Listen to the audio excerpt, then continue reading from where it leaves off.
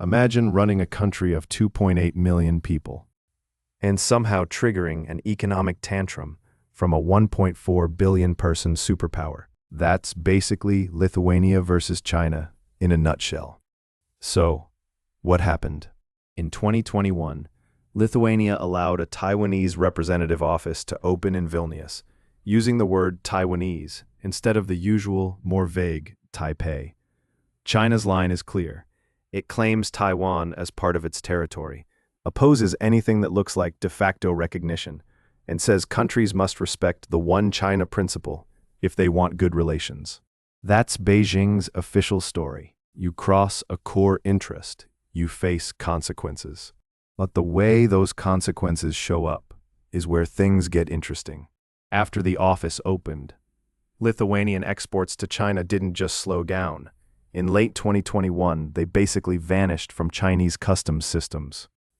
European companies using Lithuanian components suddenly found their goods blocked too. China insisted this was all just a technical issue. Right.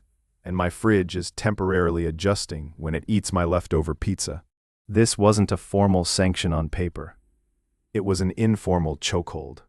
And it fits a pattern.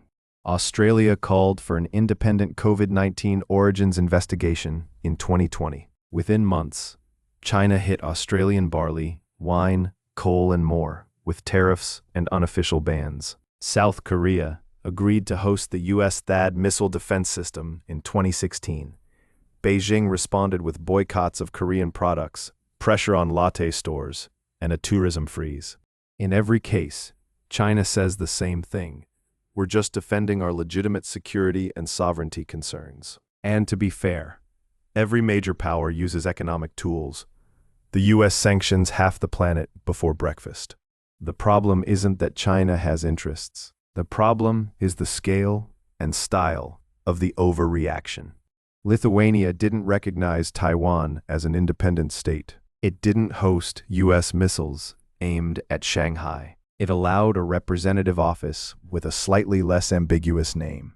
China's answer was to quietly lean on supply chains far beyond Lithuania, essentially telling the entire EU, if your smallest member steps out of line, all of you may feel it.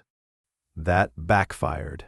The EU took China to the WTO in 2022 over discriminatory trade practices against Lithuania. Brussels and Washington offered financial support to Vilnius, and European capitals, already spooked by Russia's gas weaponization in Ukraine, started asking whether depending too heavily on the Chinese market was a smart idea.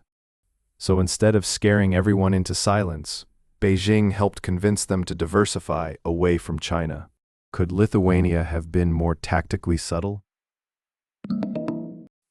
Sure, small states usually try not to poke big bears. But if China wants to be seen as a confident rising power, acting like every symbolic slight justifies an economic beatdown sends the opposite message. Here's the bigger takeaway. Economic power is like a credit score. You can spend it, but if you weaponize it too often and too loudly, people start looking for other banks. China absolutely has the right to push back when it dislikes another country's choices. But when displease Beijing, lose your market becomes the implied rule. Don't be surprised if smaller countries decide they're better off not keeping all their eggs or their exports in one very touchy basket.